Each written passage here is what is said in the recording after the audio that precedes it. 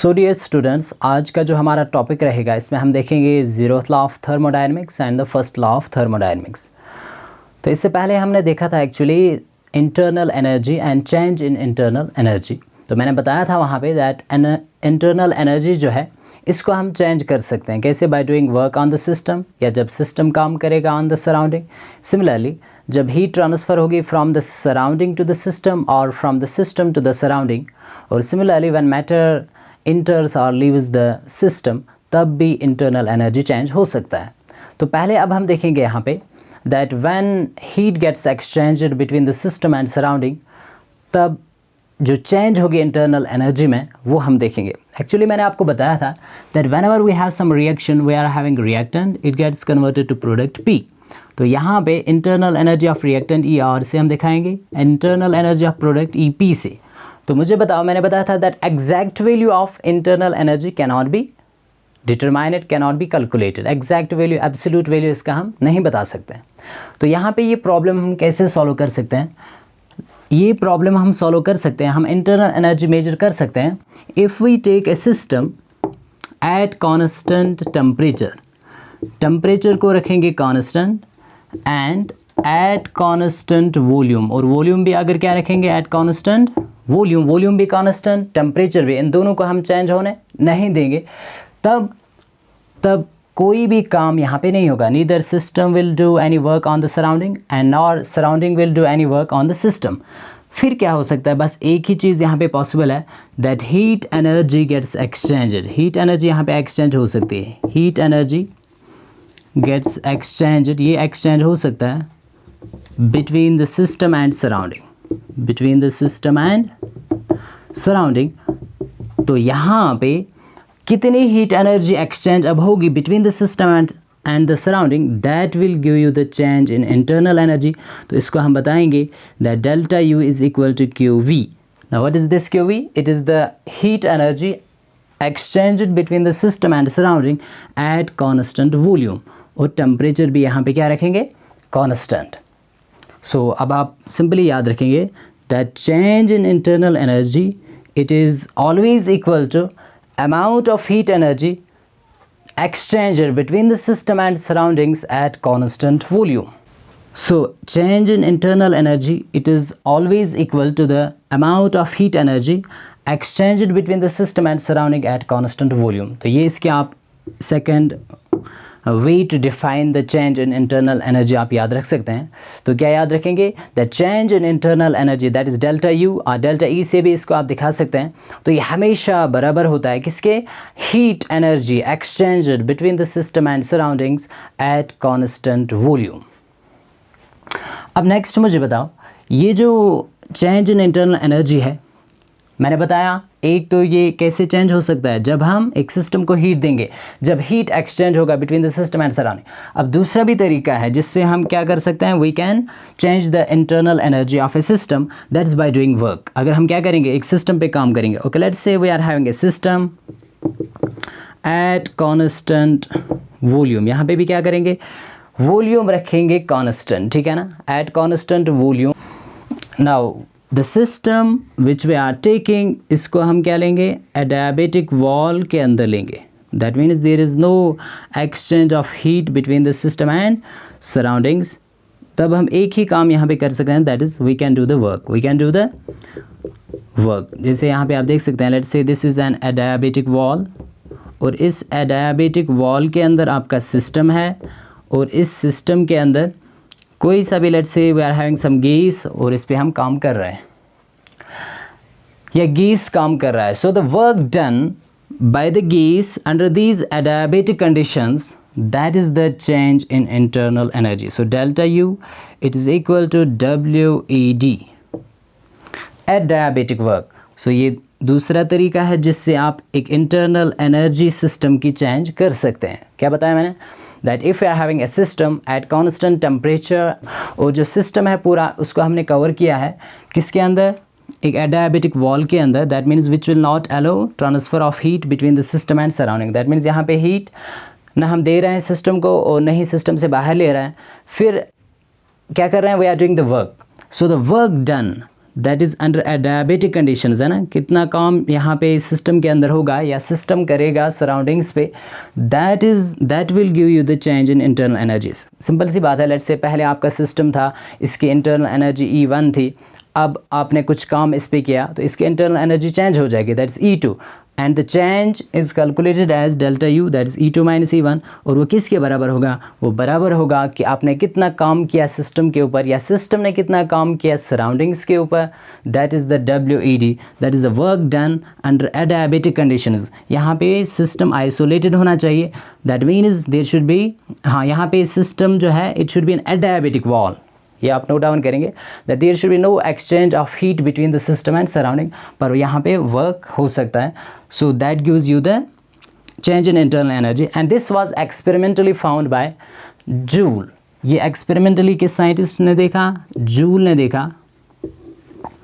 Joule ने क्या किया, एक यहाँ पे सिस्टम लिया एडियाबेटिक वॉल के अंदर और यहाँ पे लगा दिया इसके अंदर थर्मोमीटर, थर्मोमीटर से इसने देखा द टेम्परेचर, है ना, और यहाँ पे इसने काम किया इस सिस्टम के अंदर, कैसे? बाय चर्निंग, है ना। लेट्स से यहाँ पे हमारे पास गैस है या कोई हमारे पास लिक्विड है ना, लेट्स टेक लिक्विड नाउ, और इस जूल ने क्या देखा, जब इसने इसको क्या किया, चर्न किया, लेट्स से वाटर है इसके अंदर, सिस्टम के अंदर, बोतल के अंदर, किसी भी कंटेनर के अंदर, तो जब इसने इसको क्या किया, चर्न किया, तो that means we are doing the mechanical work, इसको क्या बताएंगे, मैकेनिकल वर्क। या दूसरा तरीका ये भी है that we can do the electrical work, है ना। अगर यहाँ पे एक इलेक्ट्रिकल रॉड हम इसमें डिस्पर्स करेंगे, इलेक्ट्रिसिटी पास करेंगे, तब कौन सा वर्क होगा, इलेक्ट्रिकल वर्क। ये ऑलरेडी हमने बताया है that we are having 2 types of works, mechanical and electrical work. तो यहाँ पे कितना अब काम होगा, that is the work done under adiabatic conditions, ठीक है ना, that is equal to the change in internal energy. तो इससे हम मेजर कर सकते हैं कि यहाँ पे सिस्टम के अंदर कितना चेंज होगा, इंटरनल एनर्जी के, इंटरनल एनर्जी का कितना चेंज होगा by doing this mechanical work और द इलेक्ट्रिकल वर्क। या कोई भी रिएक्शन अगर हम यहाँ पे कैरी आउट करेंगे तो उस रिएक्शन से कितना चेंज होगा इंटरनल एनर्जी में। So that is always equal to change in internal energy, that is the work done under adiabatic conditions. तो ये दो तरीके हैं जिनसे हम क्या कर सकते हैं, we can change the internal energy of a system. तो ये एक्सपेरिमेंटली जूल ने देखा, चाहे आप वर्क मैकेनिकल वर्क करें या चाहे आप इलेक्ट्रिकल वर्क करें सिस्टम के ऊपर, तो कोई सी भी पाथ आप इख्तियार क्यों ना करें, वहाँ पे हमेशा जो चेंज इन सिस्टम है, change in state of system, that remains always same. So that means ये जो change in internal energy है, it is a state function, not a path function.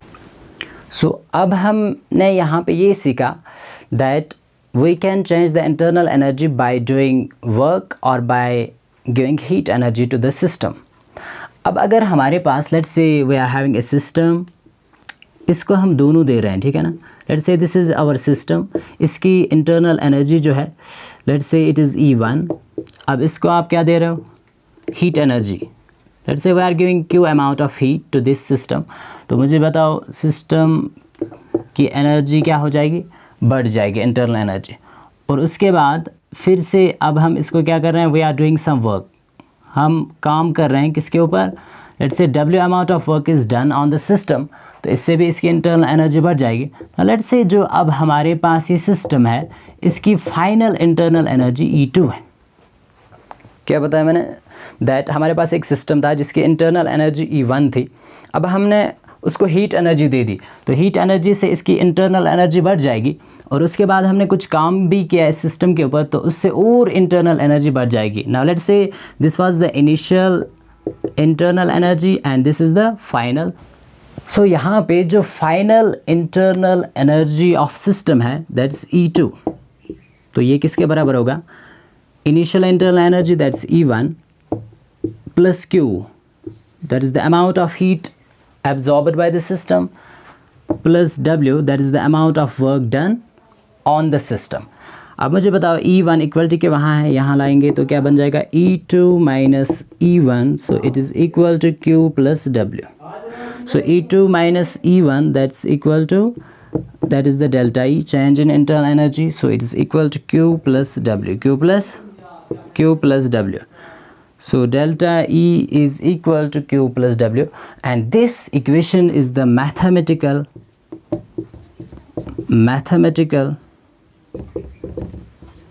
treatment of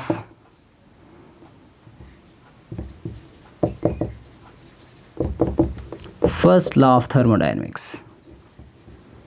तो यही आपका थर्मोडायनेमिक्स का first law है।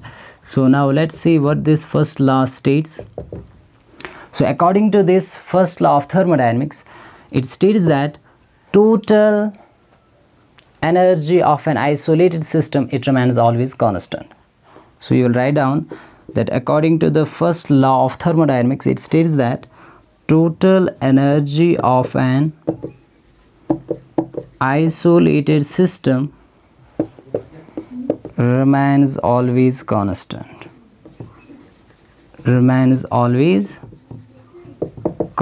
So this is the statement of first law of thermodynamics. तो ये क्या बता रहा है, दैट जब भी हमारे पास एक आइसोलेटेड सिस्टम होगा, उसकी जो एनर्जी है, total energy, that remains always conserved और that remains always constant.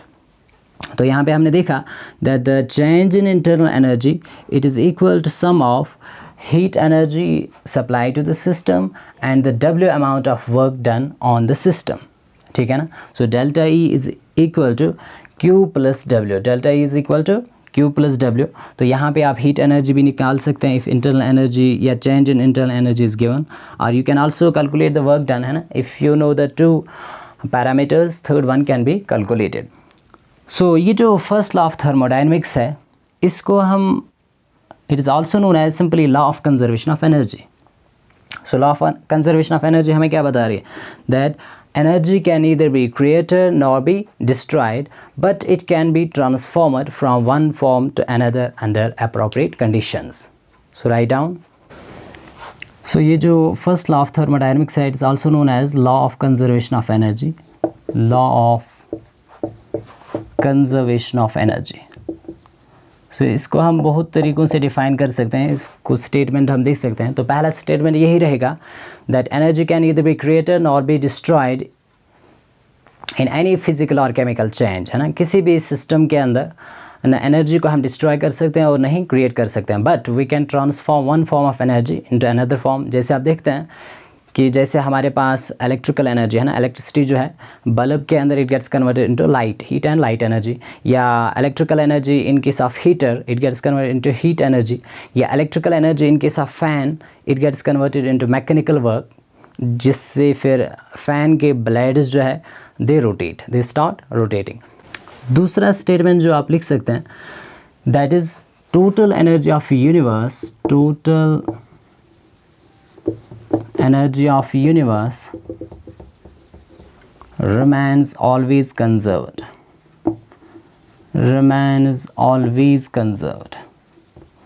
Total energy जो यूनिवर्स की है वो हमेशा क्या रहती है, कंजर्व्ड रहती है, या दैट रिमेंस ऑलवेज कांस्टेंट। या हम ऐसे बता सकते हैं that total energy of universe, है ना, energy of universe it is always equal to energy of system plus energy of surroundings, है ना। क्योंकि जब भी सिस्टम में एनर्जी कम होगी तो वो कहाँ पे जाएगी, सराउंडिंग्स में। सिमिलरली सराउंडिंग्स से जब भी एनर्जी ट्रांसफ़र होगा तो वो कहाँ पे जाएगा, सिस्टम के अंदर। But total energy of the universe it remains always constant, because whole universe we say in thermodynamics that it is made up of system and surroundings only. So that means total energy of the universe, it remains always conserved or it remains always constant. So it cannot be neither created nor destroyed. इसको ऐसे भी हम define कर सकते हैं first law of thermodynamics को या law of conservation of energy को, that whenever one form of energy gets disappeared, whenever one form of energy gets disappeared, an equivalent amount of different form of energy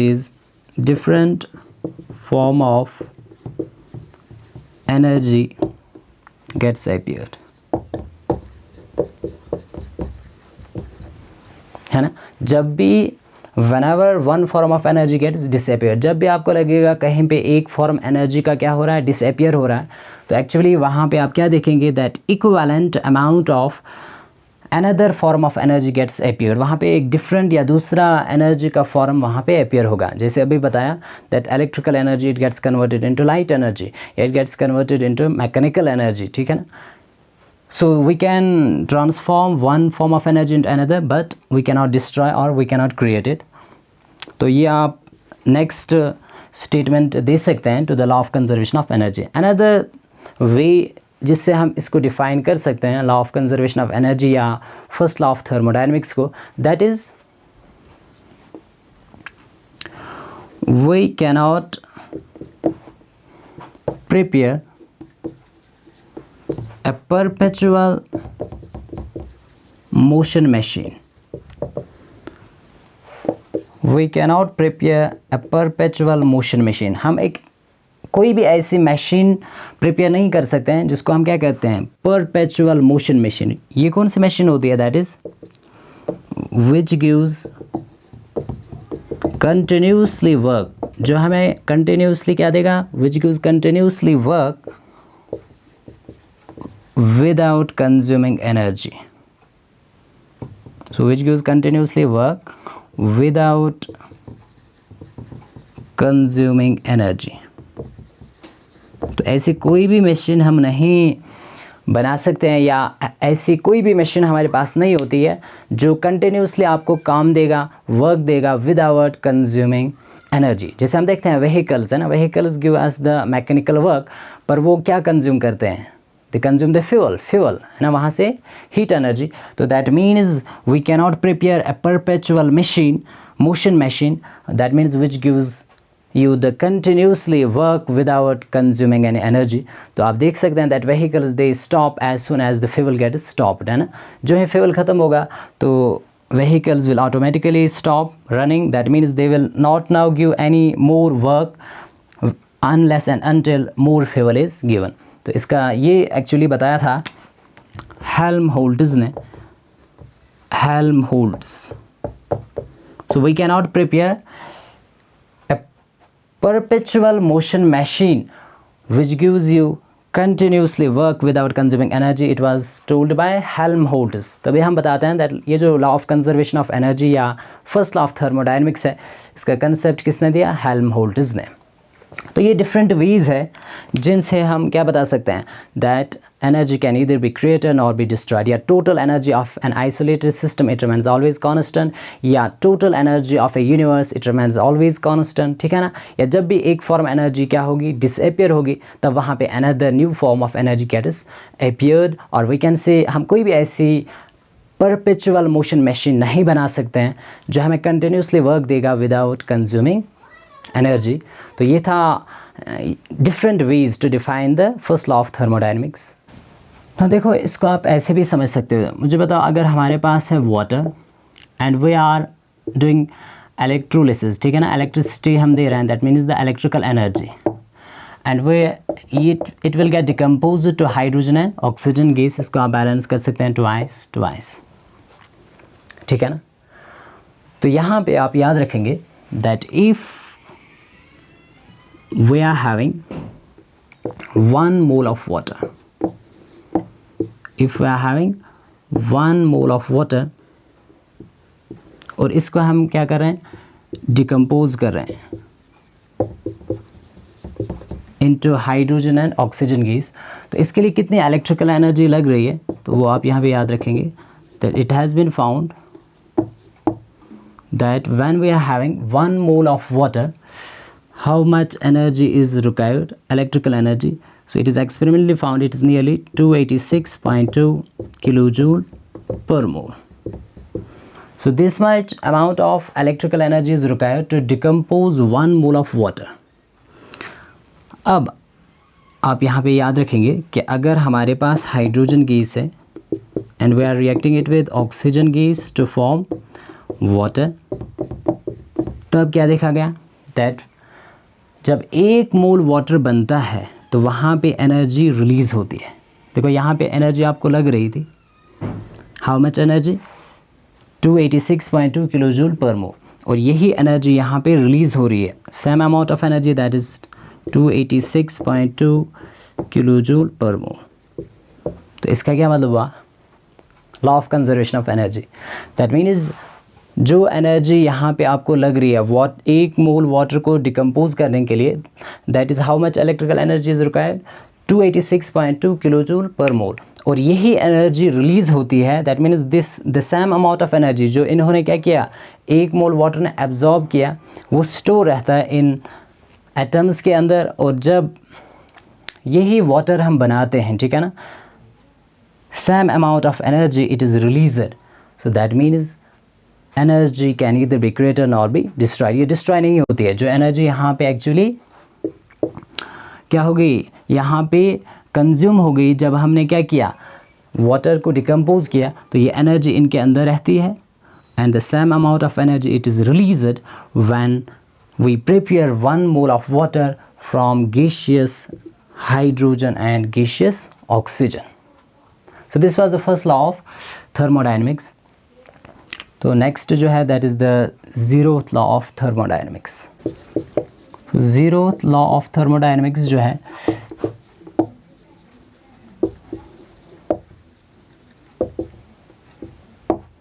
it is also known as law of equilibrium, law of equilibrium।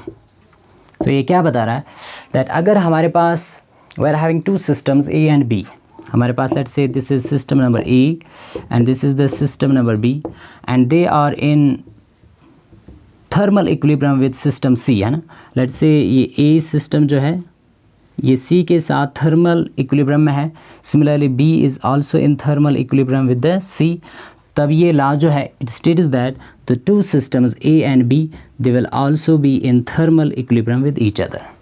सो क्या बता रहा है ये, that if two systems A and B are separately in thermal equilibrium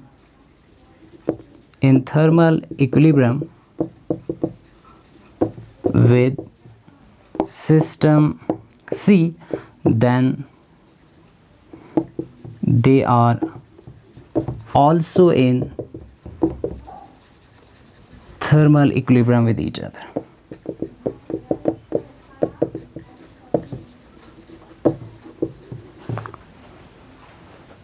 So according to this, जब भी हमारे पास दो system होंगे and they are in equilibrium with the third system C, तब ये आपस में भी क्या होंगे, इक्विलिब्रियम में होंगे।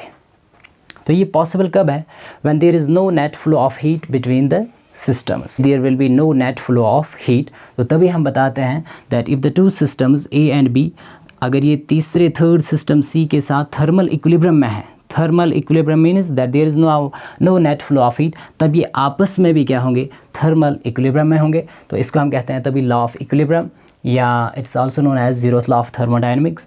तो ये जो ज़ीरोथ लॉ ऑफ थर्मोडायनेमिक्स है, इससे हम क्या मेजर कर सकते हैं, we can measure the temperature. Now यहाँ पे हम एक क्वेश्चन सॉल्व करेंगे जो आपके टेक्स्ट पे दिया गया है।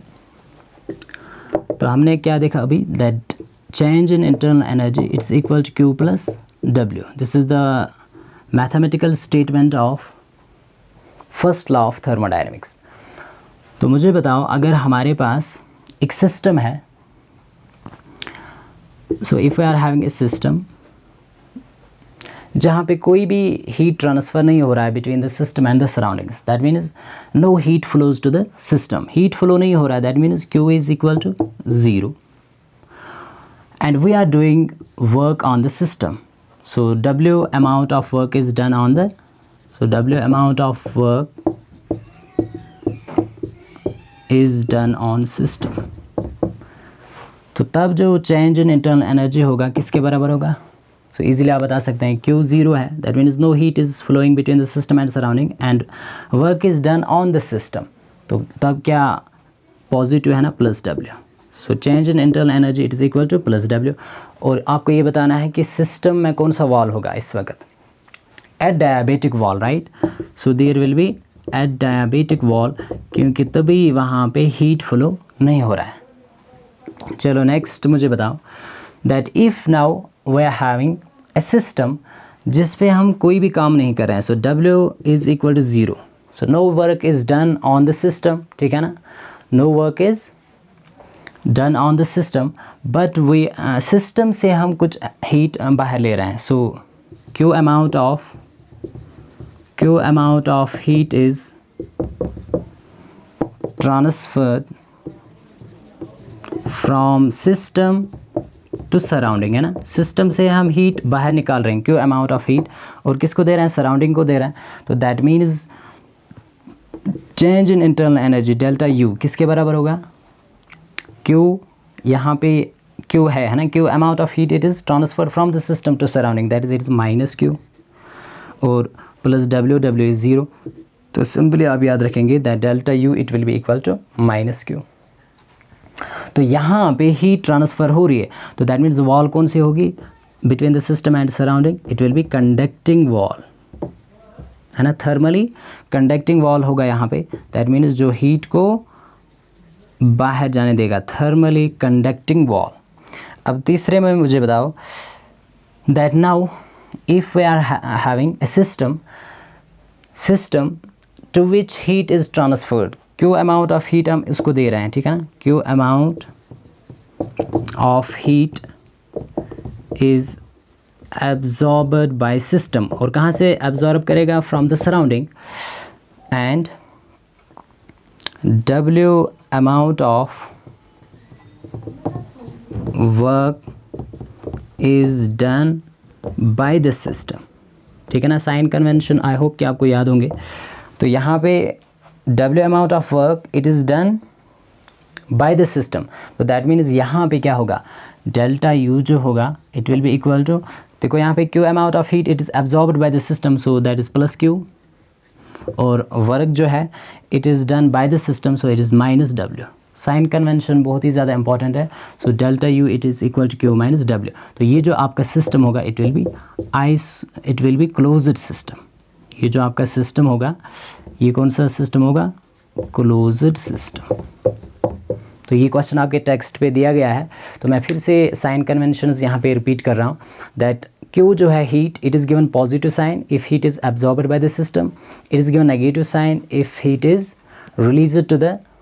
released by the system to the surroundings, or similarly W is given positive sign if work is done on the system and it is given negative sign if work is done by the system। तो ये थे sign convention. So I hope कि आपने समझा होगा। सो आज के topic में हम इतना ही पढ़ेंगे। Thank you for watching.